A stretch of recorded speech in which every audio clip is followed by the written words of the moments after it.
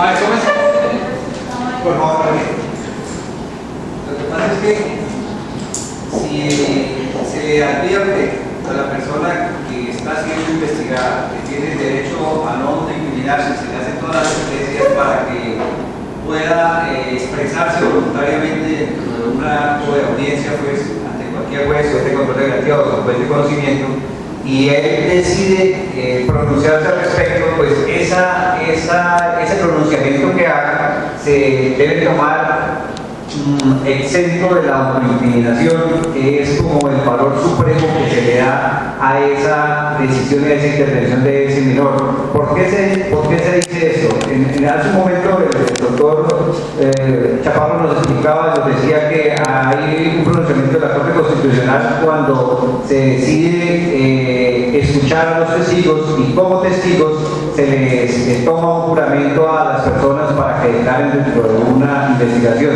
Esa persona, si resulta incriminada, pues esa incriminación que ha hecho, esa autoincriminación que ha hecho en ese testimonio, pues no se va a tomar en cuenta y está exento de ser investigado por ese hecho.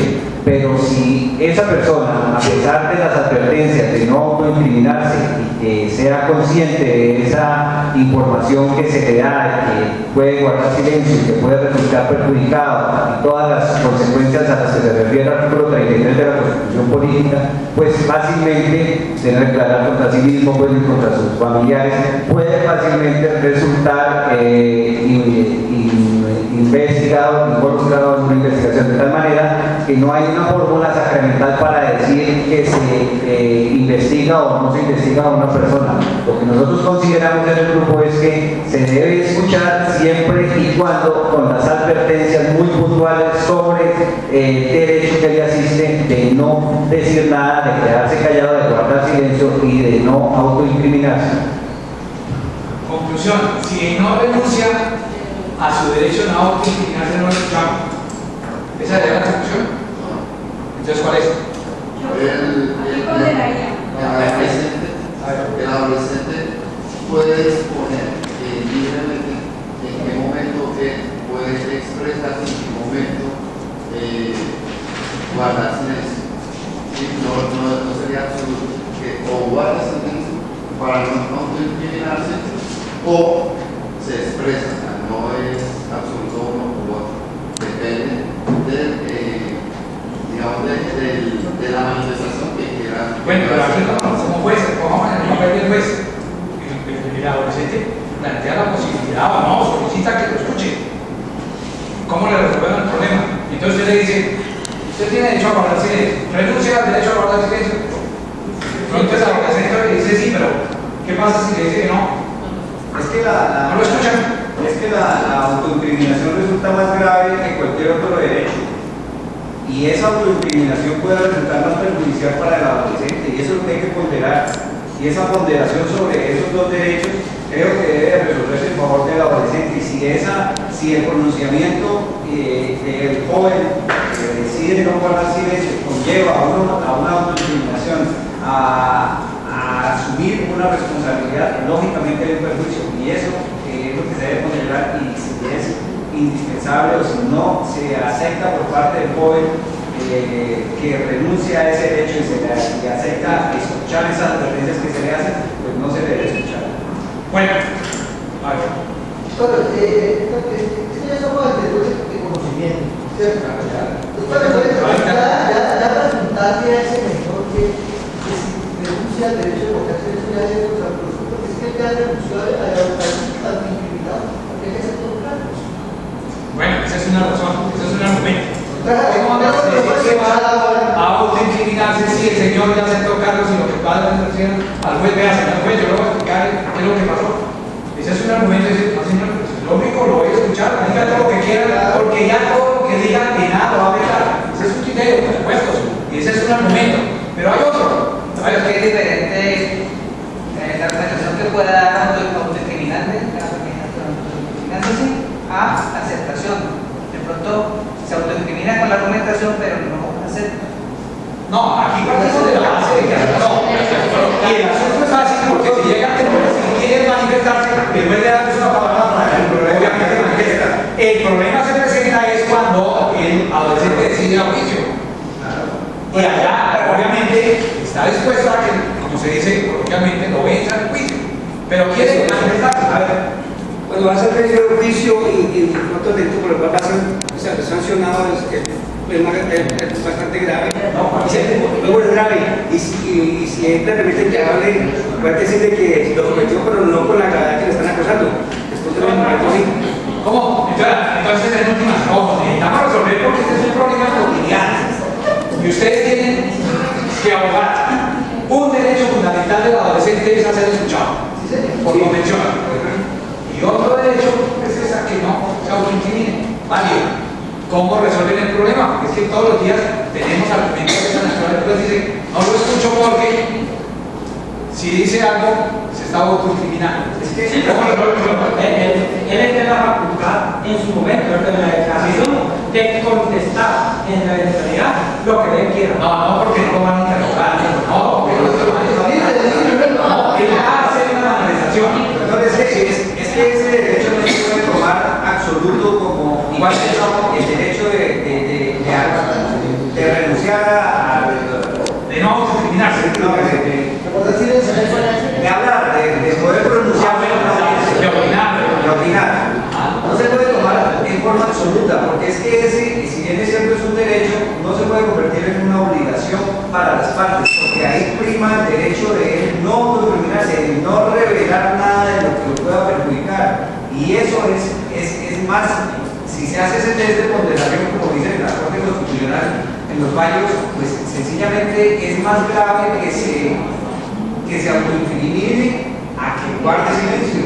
Y yo creo que sin lugar a dudas, si él no ha entendido o no quiere entender que se puede incriminar y autoincriminar y puede resultar perjudicado con su opinión o con lo que va a contar, pues sencillamente no se le debe escuchar.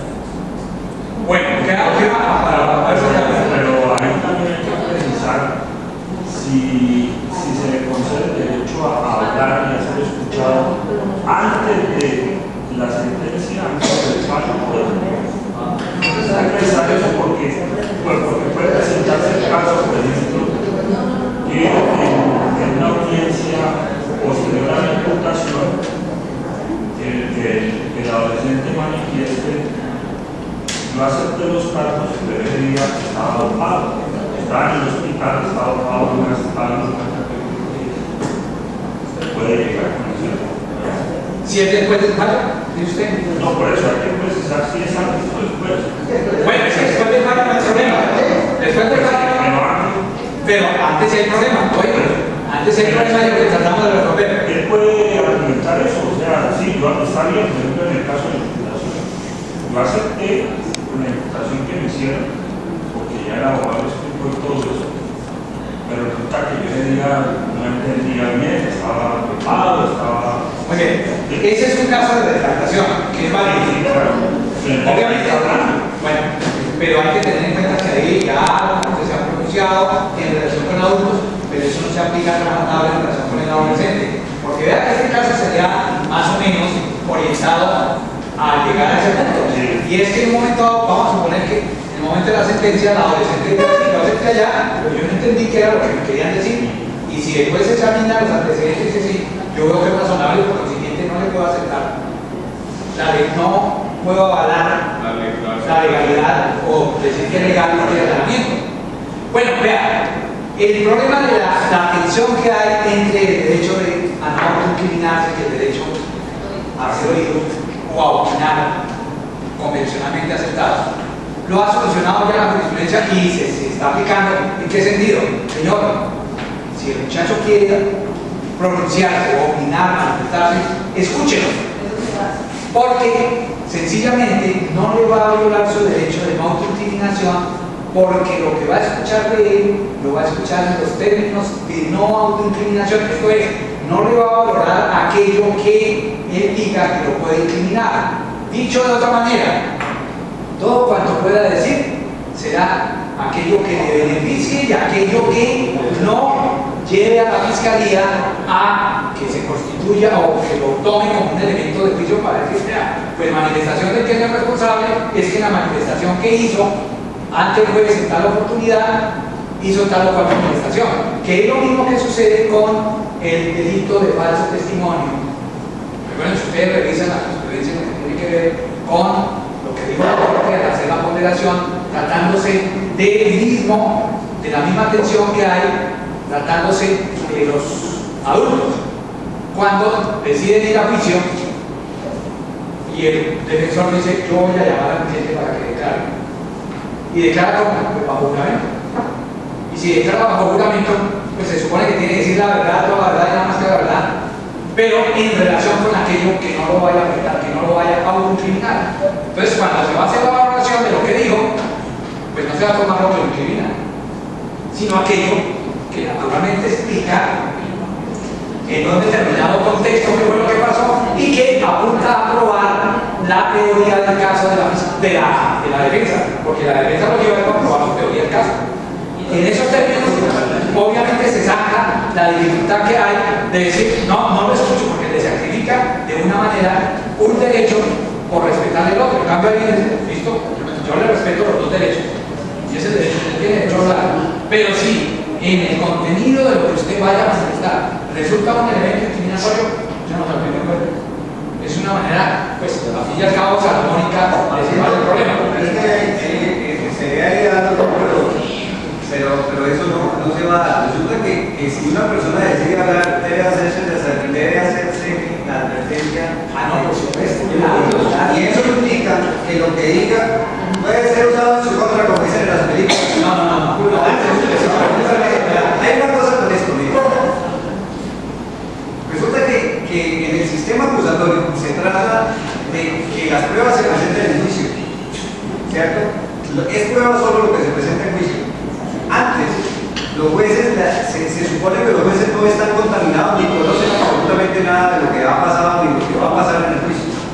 Si una persona en una audiencia cualquiera ha manifestado que él cometió un delito y en el momento de presentar las pruebas existe o queda evidente una duda, ¿usted qué cree, doctor? Que ese juez que se contaminó desde el inicio escuchando que la persona sí cometió esa conducta punible, lo va a exonerar por la duda, sabiendo que le dijo eso. O sea, se trata de contaminación. Lo que trato de mostrar a usted es que esa contaminación ante el juez es supremamente grave, ¿cierto? Y eso sería ideal de todo lo que usted lo está planteando, pero aquí tenemos jueces que son hombres, ¿cierto? Que son personas, mejor. Y esas personas están dadas a escuchar lo que ha sucedido durante el transcurso de todas las audiencias. Y si el joven ha dicho, o si el adolescente ha dicho: yo maté, y resulta que durante el juicio las pruebas dicen: mire, esto está como dudoso, pero no, pero si es que él dijo que mató, o sea, es indudable, doctor, que va a haber un sesgo. Y entonces yo pienso que eso terminaría perjudicando al adolescente. Bueno, eso naturalmente que no, naturalmente que eso es lo que tiene que valorar en un momento dado de cada situación. Primero, de persona técnico. Y segundo, obviamente, el juez, porque esa es la diferencia que hay entre el juez de adulto y el juez de adolescencia. Porque si no se hace esa distinción, necesariamente siempre tendría que decirse que el derecho a intervenir o a opinar o a ser escuchado, pues es un derecho que no tiene, yo creo que prima su derecho a la no discriminación. Y si se va a autoincriminar, pues no lo escuchamos. Si ya no lo escuchamos, pues dejamos el artículo 2 de la Constitución. Pero esta es una cuestión que en la práctica ustedes tienen que ver cómo la manejan, cómo la argumentan, para que, apoyándose en lo que ha dicho la Corte Constitucional respecto de los adultos, pues obviamente eso sea trasladado en beneficio de lo que significa un proceso contra los adolescentes. Punto F. Punto 3. La acción del defensor. Era bueno, pero no trabajo. Bueno, ¿cómo así? Era bueno porque la casa se portaba bien con la señora, doctor, y que era un padre de familia, pero pues como defensor, pues no sé, claro. Pero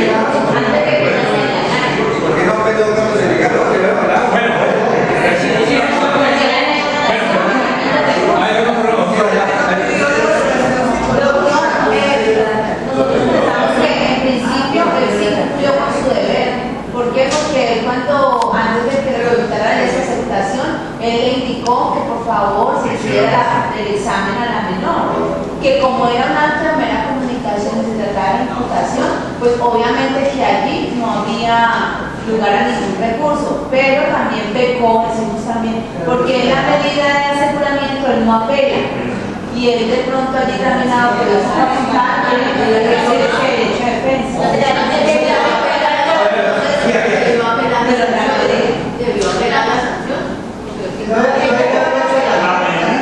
La medida. Obvio, no reparar en relación con la medida, no reparar eso, no reparar en relación con la sanción, no reparó el aumento que ve con la negativa de la práctica de la prueba.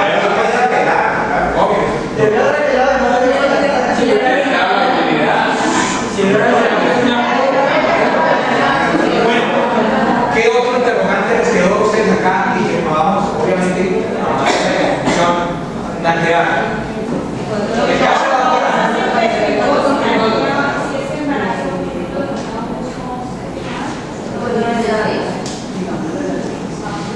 ese es un interrogante válido o un cuestionamiento válido. Esto es, el juez falló sin haber tenido claro qué fue lo que pasó con el embarazo de la niña.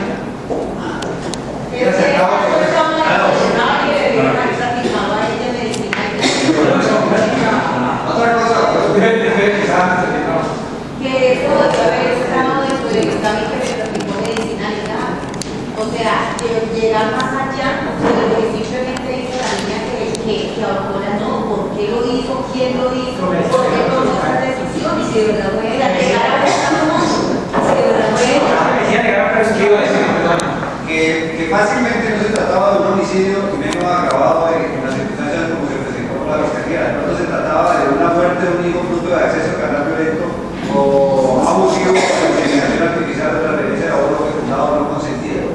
El artículo 108, porque la muerte del bebé se supone se dio antes de los 8 días de nacido. Y si eso es lo que se conocía antes como infanticidio. Y si ese infanticidio en las circunstancias porque se ha generado una relación no consentida con un acto abusivo, fácilmente no se trataba de un homicidio como tal del 103, 104, sino del 108. Sí, y que en última estaremos frente a una víctima y no a una victimaria.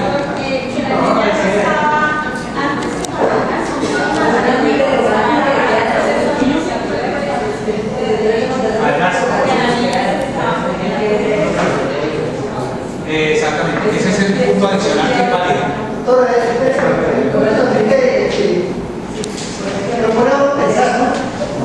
Esa habla de que se encontró un feto o se encontró un bebé, entonces aquí no debe decir que se si fue realmente ella estaba en una casa de una familia. Puede haber sido el hijo de esa persona de mi embarazo que viviera también aquí en el no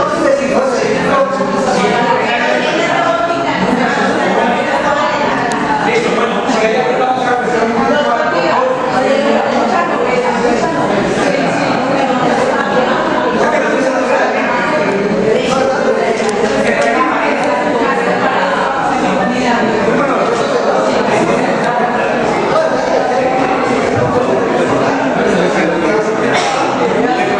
bueno, por favor, últimos 5 minutos al menos. Como ustedes ven, estos casos dan para muchísima discusión, no tienen soluciones absolutas. No se trata aquí de decir que la solución frente a un determinado punto es esa y no otra, sino lo que pretendemos con esta casuística es llevarnos a la reflexión de que en cada caso es necesario centrarse en todos los pormenores, lo que uno diría en términos de contratación comercial, en la letra menuda, en todo eso que es muy diminuto y que constituye los elementos mínimos, en últimas de detalle, que sobre todo con juez de control de garantías, si hablamos del inicio del proceso, para que se le den efectivamente las mismas garantías al adolescente que se le dan al adulto. Entonces, si ustedes siguen auscultando este caso encuentran muchos otros interrogantes, muchas otras dificultades que tendrían que decir, bueno, ¿cómo soluciono yo ese problema en este momento? Y si ya encuentran una solución que desde el punto de vista jurídico, y cuando hablo de jurídico, es consultando la ley 1098, los instrumentos internacionales, la jurisprudencia, no solamente la jurisprudencia nacional, sino la jurisprudencia internacional, lo que es el pronunciamiento también de la doctrina. Hay que mirar la doctrina nacional y la doctrina internacional para ver frente a casos de esta naturaleza cómo es que se han solucionado, porque eso le da a uno la posibilidad de tomar una decisión que puede resultar un poco más complicada. De tal suerte que si ustedes no tienen ningún otro aporte a hacer alguna otra acotación, pues yo les agradezco mucho y hasta una próxima oportunidad.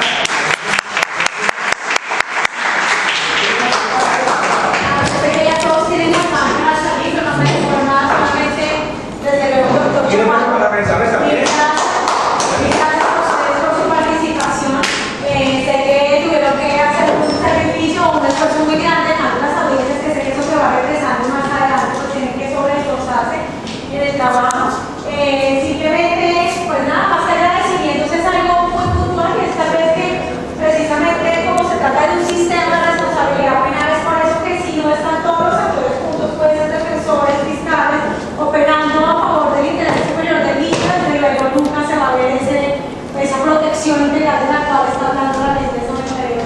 Muchísimas gracias. A los organizadores, muchos agradecimientos.